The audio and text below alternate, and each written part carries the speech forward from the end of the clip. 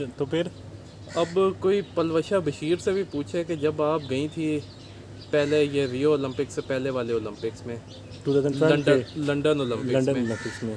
तब आपने कौन से झंडे गाड़े थे उसमें? आप भी तो पहले राउंड में आउट हो गई थी। तो लेकिन वो क्या कहते हैं, इनका है कि जी वाइल्ड कार्ड एंट्री मिल गई है तो भाई मुझे भेजो, इसको ना भेजो। वो तो किस गेम के लिए गई थी?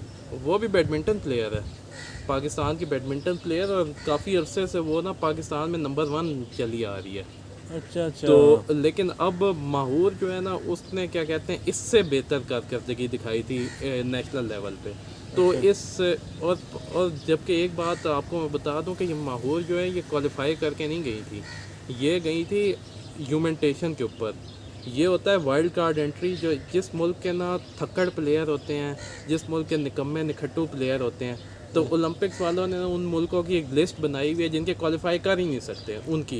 अच्छा। तो बदकिस्मती से पाकिस्तान काफ़ी अरसे से उस लिस्ट में मौजूद है। इसे वाइल्ड कार्ड कहते हैं या wild card? Wild card entry. Wild. हाँ, ये आपको अक्सर सुना होगा ना कि कोई जैसे कंपटीशन में कोई रिजेक्ट हो जाता है, बंदा आगे आ जाता है, कहते हैं ये चलो ये वाइल्ड कार्ड एंट्री से आ गया। तो अच्छा। ये उस वो है। तो ये क्या कहते हैं वाइल्ड कार्ड एंट्रीज ना दे देते हैं इन मुल्कों के। और ये इस तरीके से होता है कि पहले ना जैसे वो ओलंपिक इंटरनेशनल ओलंपिक्स जो है वो पहले ये इनको भेजता है कि जी हम आप वाइल्ड कार्ड लेना चाह रहे हैं कि नहीं। तो फिर वो होता है मुल्क ना अप्लाई करता है। काफ़ी सारे मुल्क हैं वो शर्मिंदगी से बचने के लिए ना अप्लाई नहीं करते। और जो हमारी ये हालत है ना कि चलो रिप्रेजेंटेशन तो होना। हाँ, हम वो क्या कहते हैं कशकोल लेके घूम रहे होते हैं कि जी हमें वाइल्ड कार्ड दे दो प्लीज़, जिस भी गेम में हो, लेकिन एक कार्ड मिल जाए। हाँ ठीक है। और जहाँ तक मेरा ख्याल है पाकिस्तान को जाना ही नहीं चाहिए वाइल्ड कार्ड में, बजाय ये पाकिस्तान के। नहीं, मैं कहता हूँ कि जाना चाहिए। नहीं, जाके आप हार के आते हैं तो इसमें क्या आप यार आपका एक मुल्क जो है ना वो एक कर्ज़ों में डूबा हुआ है और आप जॉय राइडिंग के लिए जा रहे हैं। आपको पिछला रियो ओलंपिक याद होगा, उसमें पाकिस्तान के 7 एथलीट गए थे टोटल और 23 ऑफिशियल गए थे।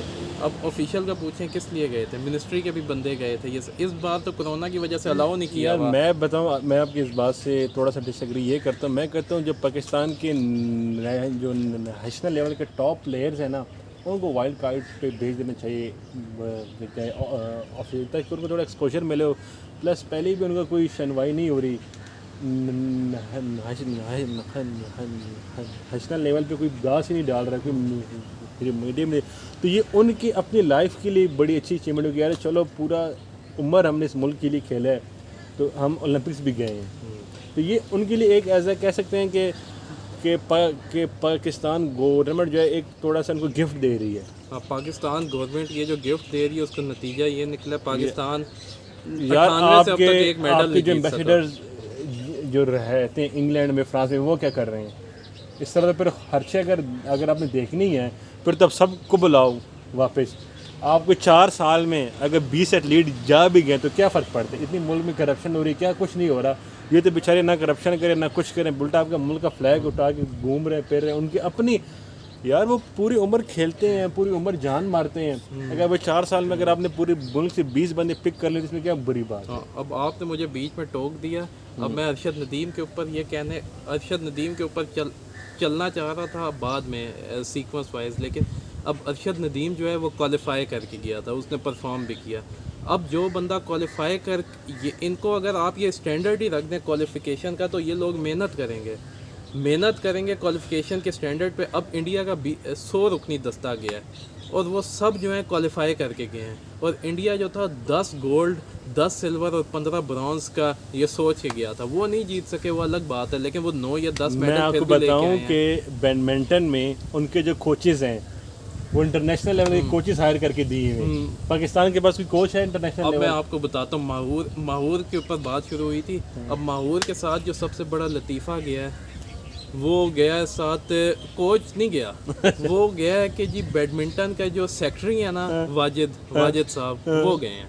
अब वो किस लिए गए हैं? जॉय राइडिंग, घूमने फिरने। अब ये जनरल आरिफ हसन जो हैं, ये जो ओलंपिक के ये जो चेयरमैन है, जो कि ये भी जाते हैं 16-17 सालों से चिमटे में हैं। अब इन्होंने क्या किया है, अपने जो वोटर है ना, ये इनके जो सेक्रेटरी होते हैं, ये वोट करते हैं। वोट करने के बाद ये इलेक्ट होते हैं।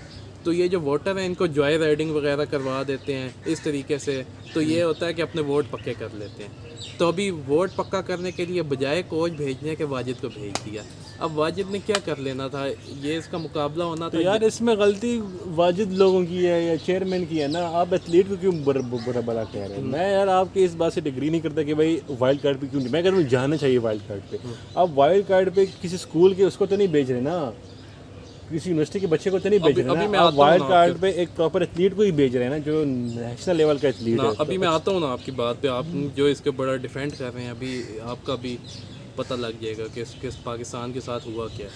अच्छा, ये हुआ कि माहौर जो है पहले दोनों मैच खेल के बाहर हो गई। उसके बाद जो अगला मुकाबला था वो भी वाइल्ड कार्ड एंट्री पाकिस्तान का हसीब तारिक स्विमर ऐसा गया हुआ था।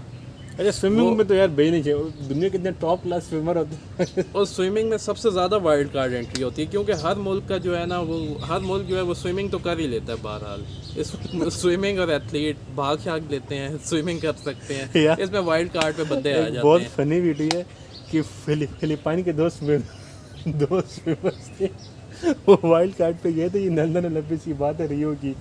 वो हंस के पागल है, वो जाते थे डाइव इस तरह मारते थे सीधी।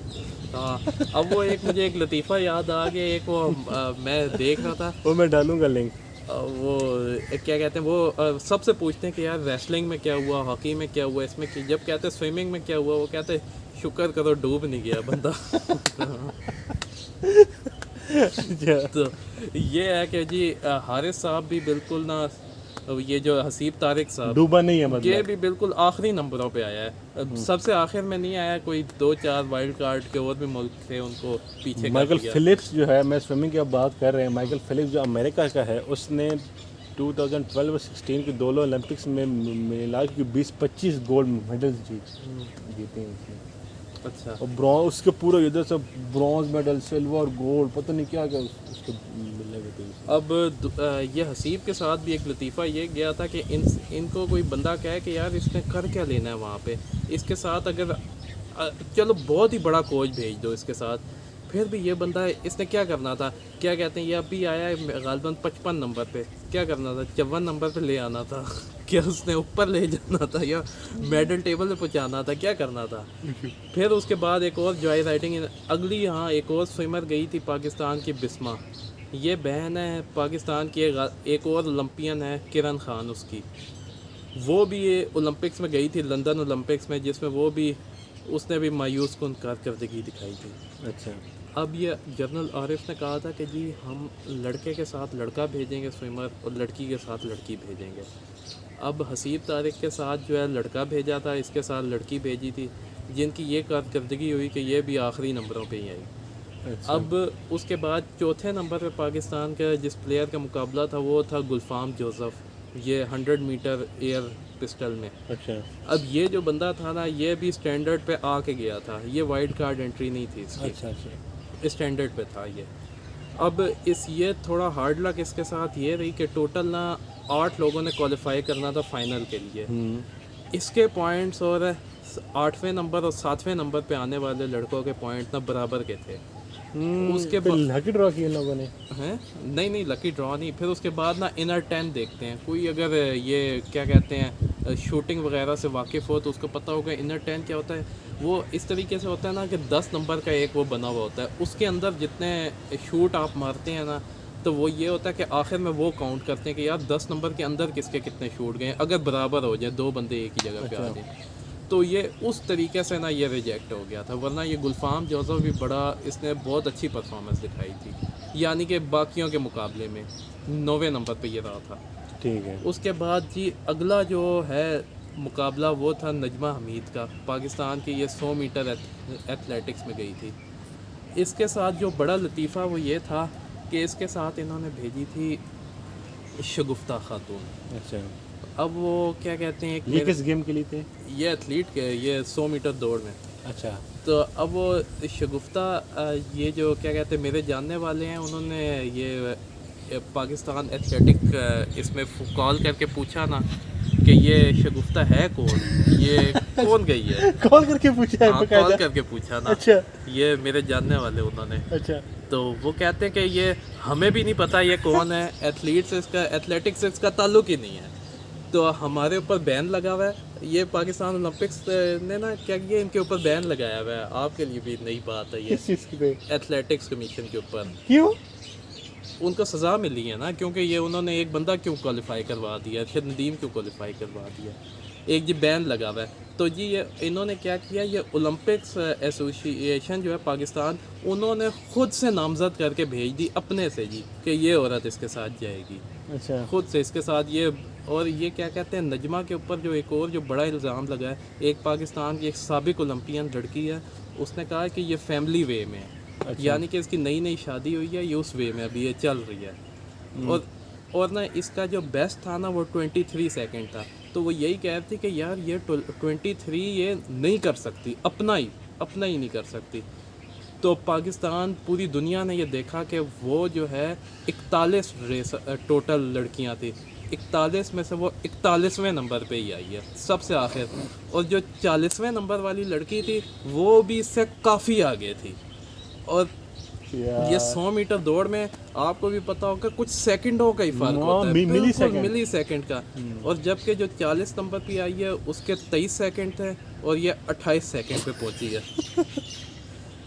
अब आप कह रहे थे कि वाइल्ड कार्ड पे बंदे भेजो, आपने ये बंदे भेज के ना, ये एथलीट ही नहीं है ना। अब ये क्या कहते हैं, कोई अच्छा पीटी मास्टर भी हो ना, वो भी अपने स्कूल की बच्ची का जिसका 28 सेकंड का हो, वो भी इस्तीफा दे के चला जाए। अब ये देखें जनरल आरिफ हसन, अब ये इसके ऊपर ये इस्तीफ़ा देते हैं या नहीं, ये फिर ये उनके ऊपर छोड़ देते हैं। ये अब भी पिछले दिनों ट्विटर पर ट्रेंड भी चला हुआ था कि जी जनरल आरिफ रिज़ाइन का। हाँ, लेकिन नहीं, वो क्यों रिज़ाइन देगा यार? वो नहीं देगा, उसने अपने बंदे भेजे हुए जो उसके वोटर हैं वहाँ पे, जो उसको वोट करने वाले। बल्कि आपको एक और फ़नी एक बात बताऊँ, एक उधर उन्होंने एक बंदे को भेजा हुआ है ऐसी जॉय राइडिंग के लिए कि जो ये बॉक्सिंग का सेक्रेटरी है, आपका एक बॉक्सर भी नहीं गया वहाँ पे। अच्छा, सेक्रेटरी उठ के भी चला गया? सेक्रेटरी को ऐसे ही इन्होंने भेजा है। अब अच्छा, बॉक्सर नहीं गया और सेक्रेटरी देख के मैच देखने चला गया। उसको तो ठुडे मारने चाहिए कि भाई तुम एक बॉक्सर नहीं क्वालिफाई करवा सके शुरू से अब तक, और खुद पहुंच गए। हाँ, खुद जाहिर है वोट करना है ना जी, वोट करना है तो अपने वोटरों को इन्होंने ये नहीं करना। तो सेक्रेटरी को भी भेज दिया फ्री में, तो ऐसे ही भेज दिया, तो जाहिर है फिर वोट उनको कौन देगा, बॉक्स। तो ये हालत ये है। और साथ ना, और बल्कि ये सिर्फ ये भी नहीं गए, चोर दरवाज़ों से और भी बंदे गए हैं कि कोई मीटिंग के बहाने, कोई किसी चीज़ के बहाने, ये इन्होंने वहाँ पे ही। अब तो कोरोना की वजह से कम बंदों का उन्होंने कहा था, तभी, वरना तो ये अन्नी पैर देते। वरना आप हंसेंगे, पिछली बार ना स्पोर्ट्स के मिनिस्टर भी पहुँचे हुए थे वहाँ पे, रियाज पीरज़ादा साहब, रियो ओलंपिक्स में। हाँ, तो रियो ओलंपिक्स में हमारी कितनी टीम गई थी? हमारे 7 एथलीट गए थे और 23 ऑफिशियल गए हुए थे। अच्छा, ठीक है। अच्छा, अगला जी मुकाबला था, अब ये नजमा, हाँ, अगला जो था वो तला तालिब, पाकिस्तान ये वेट लिफ्टिंग में गया था। अच्छा, अब ये जो लड़का था ये काफ़ी अच्छा था, इसने क्या कहते हैं ब्रॉन्ज मेडल भी ऑलरेडी जीता हुआ है, विन किया हुआ है। और ये बहरहाल गया तो वाइल्ड कार्ड पे ही था, लेकिन इसकी अच्छी परफॉर्मेंस वहाँ पे रही थी। लेकिन इसके साथ जो ज़्यादती की, मैं भी यही कहता हूँ कि आप बेशक वाइल्ड, आप इसे वाइल्ड एंट्री पे भी भेजें, लेकिन अच्छे प्लेयरों को भेजें ताकि थोड़ी बहुत एक फाइटिंग हो ना, मतलब एक फाइटिंग स्पिरिट। सुने तो सही, ये भी स्टैंडर्ड से ना थोड़ा सा ही नीचे था, जिसकी वजह से क्वालिफाई नहीं कर सका। बहरहाल इसके साथ इन्होंने ये किया है, इस बेचारे के साथ कोच ही कोई नहीं भेजा। बाकियों के साथ आप सेक्रेटरी भी तक भेज रहे हैं जिन्होंने कुछ भी नहीं करना, और जिस बेचारे ने कुछ करना है उसके साथ कोच भी नहीं है। अच्छा, उसके साथ मज़े की बात बताऊं कौन गया था। अच्छा। ये हाफिज़ इमरान, ये जो क्या कहते हैं वेट लिफ्टिंग का सेक्रेटरी है, ये साहब गए हुए थे। अच्छा। और ये भी ऐसा, चलो वैसे ही लिख देते कि कोच गए हैं, ये एज अ एडमिन गए थे वहाँ पे एडमिनिस्ट्रेशन देखने के लिए, पूरे उसकी कमेटी की एडमिनिस्ट्रेशन देखने। अब वहाँ पे क्या हुआ, जब ये तला तालिब साहब जो है ये परफॉर्म करने लगे ना, तो इन्होंने ना फ़लस्तीन का कोच हायर किया। कड़े हाँ, अब कोई पूछे फ़लस्तीन की क्या परफॉर्मेंस रही है वेट लिफ्टिंग में, उनकी अपनी कोई सिवाय फुटबॉल की उनकी कभी कोई परफॉर्मेंस आई ही नहीं है। तो फ़लस्तीन का कोच, इन्होंने जी फ़लस्तीन से कोच ले लिया। अब वो क्या कह रहे हैं, वही इसको बकअप करे कि शाबाश, बहुत आला, अच्छा वेट उठा लिया। ये देखें, आपको भी हंसी आ रही है, ठीक है, मुझे रोना आता है ये देख के। पीछे बीने लग कर गया, तू आज हमारा कोच बन जा। ये कुछ हुआ है वहाँ पे। अब इस बेचारे के साथ ज्यादती ये हुई है कि इसका पहले जो स्ट्रेंच होता है ना, स्नैच, उसमें क्या कहते हैं, यानी कि आपको पता है मसल ना, पुल हो गया। नहीं मसल पुल नहीं हुआ उसमें, ये बहुत अच्छा था, ये सेकंड नंबर पे ये था। अच्छा, ऑल ओवर द वर्ल्ड से एथलीट आए होते उसमें। हाँ, उसमें कोलंबिया वाला पहले पे था, ये सेकंड पे था, और 1 kg का फर्क था। उसने 151 उठाया था, इसने 150 उठाया था, बेस्ट था। तो वो इस पे ये था। लेकिन फिर जब क्लीन एंड जर्क की बारी आई ना, वो जो यहाँ तक उठाते हैं फिर ऊपर लेके जाते हैं, तो उसकी जब बारी आई ना, तो उसमें इसके साथ ये ज़्यादती की गई कि ये जो पाकिस्तान की एक तो कोच था कोई नहीं, तो इन्होंने ना इससे ना तीनों बारियां ना इकट्ठी जल्दी जल्दी करवा दी। यानी कि पहले इससे 166 का उठवाया, 166 का इससे उठा नहीं। अच्छा, दूसरी बार इससे ना 166 का फिर उठाया, इसने उठा लिया। अच्छा, वो भी 166 का ऐसे नहीं उठाया था कि इसने यहाँ पे जब रखा था ना, वो ब्लैक आउट हो जाते हैं अगर इस ट्रक के ऊपर आ जाए तो। अच्छा, तो वो हो गया, वो वापस गिर गया। फिर तीसरी बार इसने 170 का उठा। भाई आप तीसरी बारी आप अपनी बचा के रखें, पहले बाकियों को देखें कि वो कितना उठाते हैं, उसके बाद आप आए उठाने के अच्छा, लिए। ये एट अ गो शुरू हो गया है। एट अ गो इससे तीनों उठवा लिए, तीनों 170। तो गलती है यार। तो भाई आपने फ़लस्तीन का कोच जब रखा होगा और आपने अपने साथ कोच ही नहीं भेजा होगा, तो फिर तो यही कुछ होना है। चलो कॉल पे उसको बता देते यार, कोच से पूछता कि यार मैं क्या करूँ। नहीं, वो बेचारा वहाँ पे क्या कर सकता है, ऐसे तो नहीं होता। फिर उसके पास मिनट्स नहीं होंगे ना उस वक्त। हाँ, फिर उसके बाद ये लीड कर रहा था 170 वहाँ पे। आप वहाँ पे टोटल ना 5 बंदे ही सही के आए हुए थे, वरना बाकी भी ऐसी फारिग थे। वो उनसे 130 तक तो वजन उठ नहीं रहा था बाकी। इससे अल्लाह मुझसे बंदा पूछे कि तुझे 160 पे जंप मारने की क्या जरूरत है, तू नहीं 150 155 पे ले जा। वो क्लीन एंड जर्क में ज़्यादा ही उठता है। अच्छा। तो 170 का जब इसने उठा लिया ना, ये आ गया। इसके बाद ना फिर इसके बाद ना जो बाकी एथलीट थे उन्होंने देख लिया कि चलो 170 का उठा लिया, हम चलो 171 की ट्राई करते हैं। वो उन्होंने इसको देखा देखी ऊपर ट्राई की, किसी से उठता गया, किसी से नहीं उठता गया। अब इस जो ब्रॉन्ज मेडलिस्ट था ना, उसने 172 का उठाया हुआ था। ये अगर इसकी बारी बची हुई होती, ये 173 का उठा लेता। उठा ना पाता ना। क्यों ना उठा पाता? 170 का जो उठा सकता है 173 का। ये 170 में रह गया था ना। नहीं रहा था। 170 इसने उठाया था। अच्छा, ये 170 इसने उठाया था, तो 165 क्यों नहीं इससे ड्रॉप? 166 नहीं हुआ था, यहाँ पे रखा था, वो ब्लैक आउट हो गया था। ये एक रग होती है ना यहाँ पे, इसके ऊपर अगर आ जाए तो बंदे का चक्कर आ जाता है। अच्छा। तो वो टेक्निकल है ये चीज़। अच्छा, तो ये यहाँ पे ये सीन हो गया था। अच्छा, तो जिससे पाकिस्तान का मेडल जो आया हुआ मेडल था ना, वही सारा निकाल गया। उसके बाद फिर ये हुआ कि मतलब वो थोड़ा टेक्टफुली डील करता ना अपने आप को, उस सिचुएशन को, तो क्या पता हमारे पास एक ब्रॉन्ज मेडल तो आ ही जाता। हाँ, 10-20 साल बाद। मतलब आखिरी बार हमने कब 92 के बाद हमने कोई नहीं जीता। मतलब हमने अपनी ज़िंदगी में कोई नहीं देखा मेडल। ईयर्स हो गए हैं पाकिस्तान ने मेडल नहीं जीता। नहीं जीता। 38 ईयर्स। भाई शर्मिंदगी की बात है। 92 मुल्कों ने जो है वो इस ओलंपिक्स में मेडल जीते हैं, और हम कहीं नज़र ही नहीं आते। अच्छा, फिर एक ये हो गई तला तालिब की बात। उसके बाद फिर मुकाबला था, आपके 2 शूटर गए हुए थे उनका, वो भी, और वो उसका क्रेडिट भी इन्होंने ये अपने खाते में ओलंपिक एसोसिएशन ले लिया। उसका क्रेडिट तो आर्मी और नेवी को जाता है। वो आर्मी और नेवी के शूटर थे, और वो भी स्टैंडर्ड पे आके गए थे, वो भी वाइल्ड कार्ड एंट्री उनकी नहीं थी।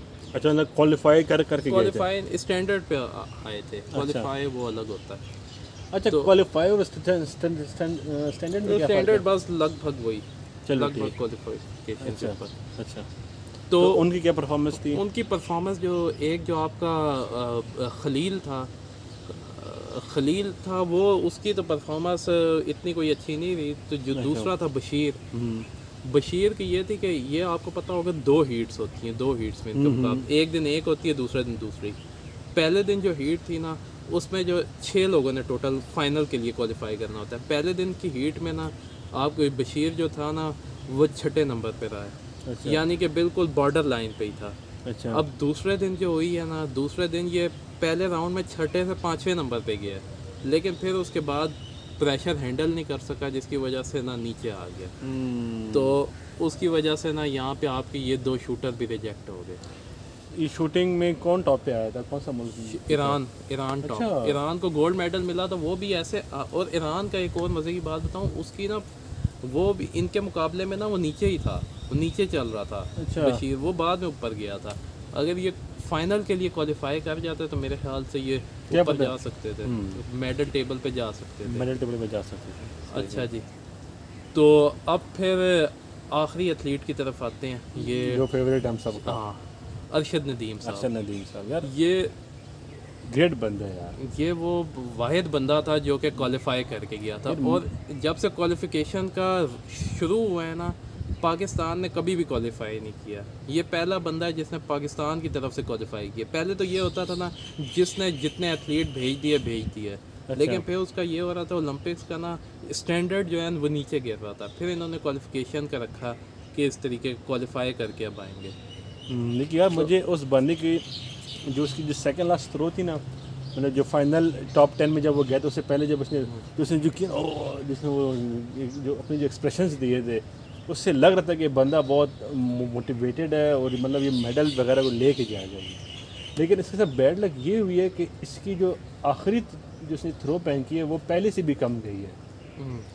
अब ये पता नहीं क्या हुआ इसके चीज़ साथ। होती है ना कि बंदा प्रेशर कितना ले सकता है। अब इसके साथ जो कोच गया था वो इसका अपना ही कोच था, और ये दोनों वाहिद दो बंदे थे जो डिज़र्व करते थे जाने के लिए, मेरी नज़र में। बेशक क्योंकि उसका एशियन गेम्स में ब्रॉन्ज है अरशद नदीम का।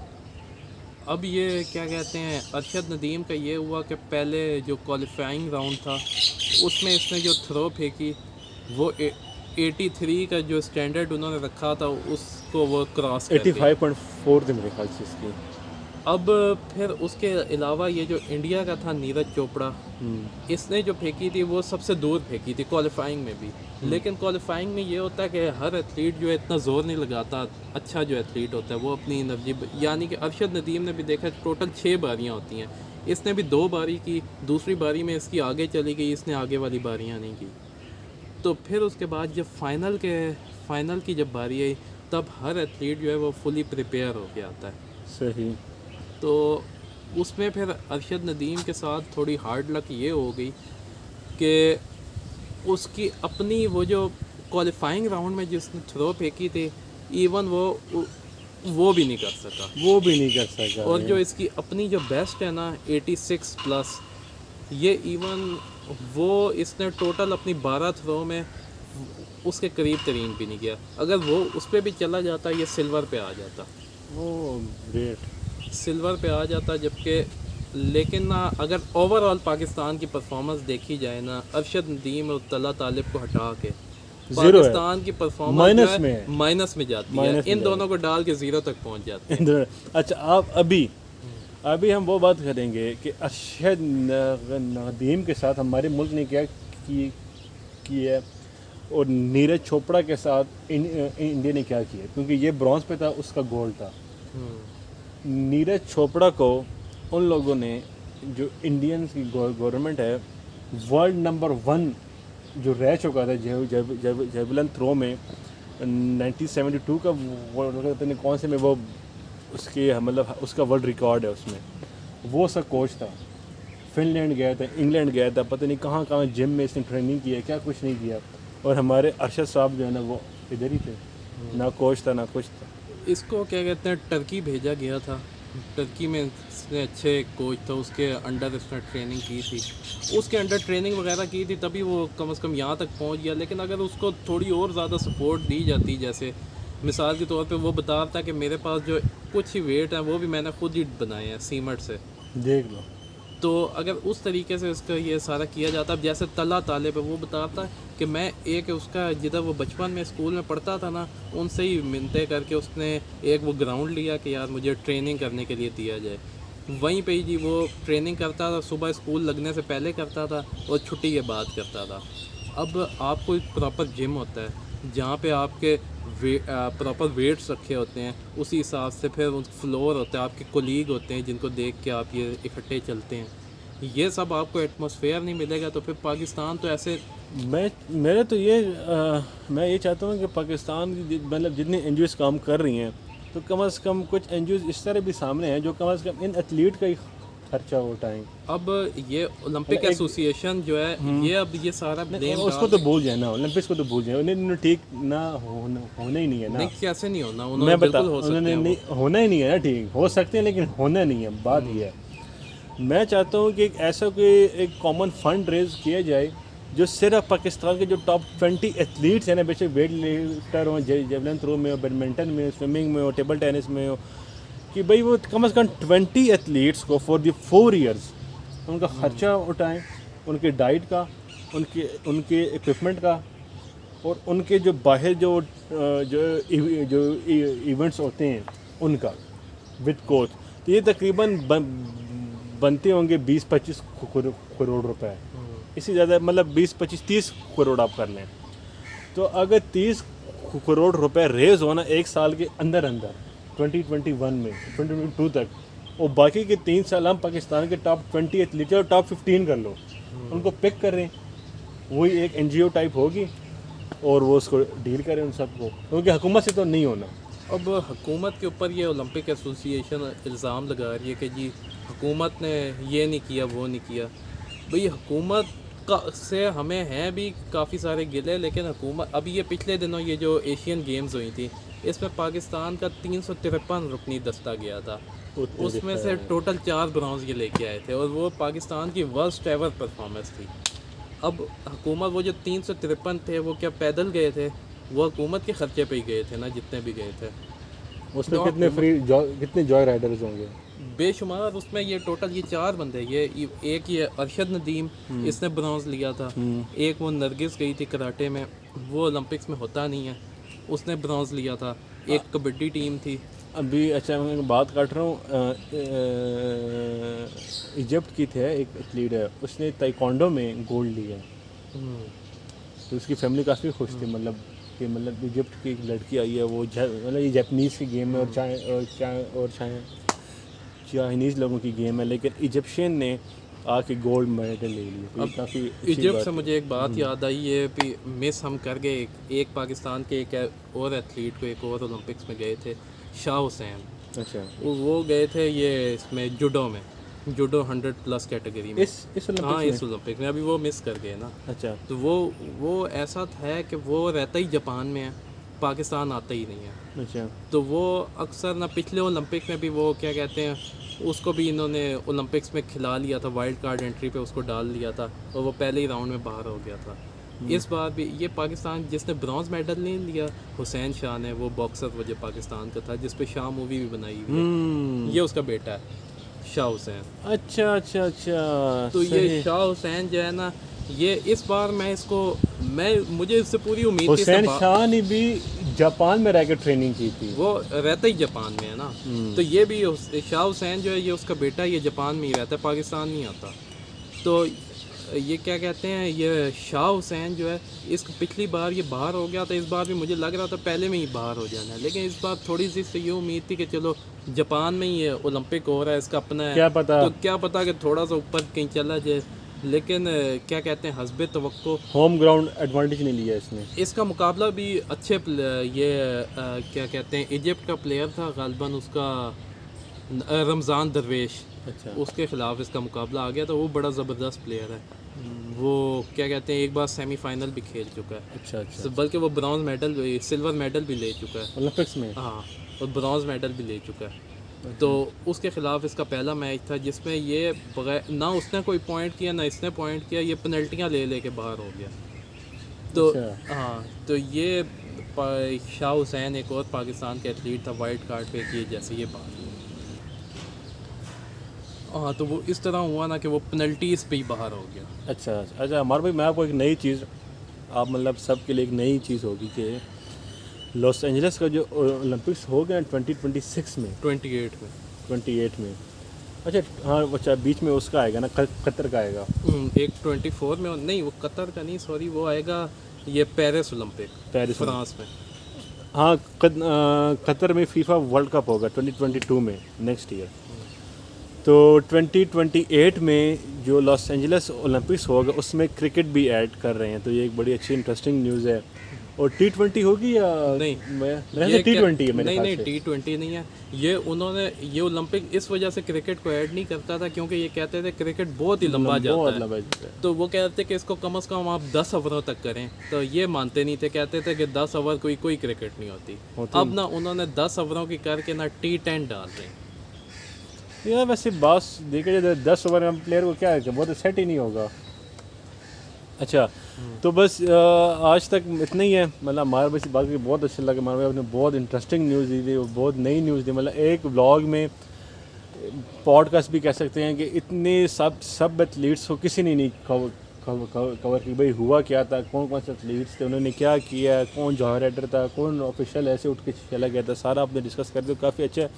तो मैं आप सबसे रिक्वेस्ट करता हूँ कि आप सब इसको सब्सक्राइब करें, इस चैनल को शेयर करें, लाइक करें और अपने दोस्तों को लाजमी भेजें। ये ऐसा व्लॉग है कि वो ख़ुद आप इसी को देखेंगे, वो जब देखे वो कहेगा उसको पूरी पिक्चर समझ में आएगी कि 2021 के ओलंपिक्स में क्या हुआ है। जापान का ओलंपिक्स इसको कहते तो 2020 है, लेकिन हुआ 2021 में कोरोना की वजह से। तो ये मतलब इंशाल्लाह बहुत अच्छा व्लॉग बना है और इंशाल्लाह हम आगे और भी बनाएंगे हम, और अमर भाई के साथ भी होंगे हमेशा, मतलब हमेशा की तरह। तो ठीक है अमर भाई, आप कुछ कहना चाहते हैं तो? बस यही अब्दुर्रहमान साहब के ये चैनल को आप लाइक करें, सब्सक्राइब करें, शेयर करें जी। ओके सर, ओके, अल्लाह हाफिज़।